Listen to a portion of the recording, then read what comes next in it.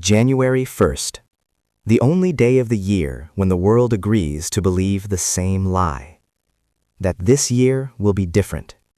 That this time will save money. That discipline is finally coming. But while you are planning a better life, a $100 billion machine is planning how to monetize your failure. They don't need you to succeed. They need you hopeful and just impulsive enough. This isn't Amazon. This isn't shopping.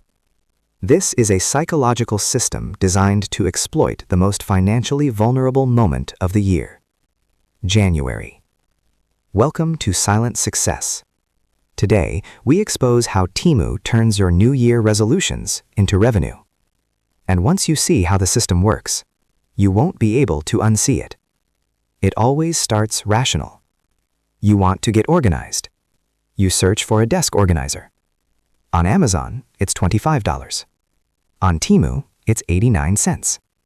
It feels like a win, like you outsmarted the system. But this is the first psychological trigger. In behavioral psychology, it's called the Diderot Effect. One purchase that silently demands another, and another, and another.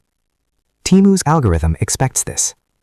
That's why in January, it pushes categories like self-improvement, organization, fitness. They aren't selling products.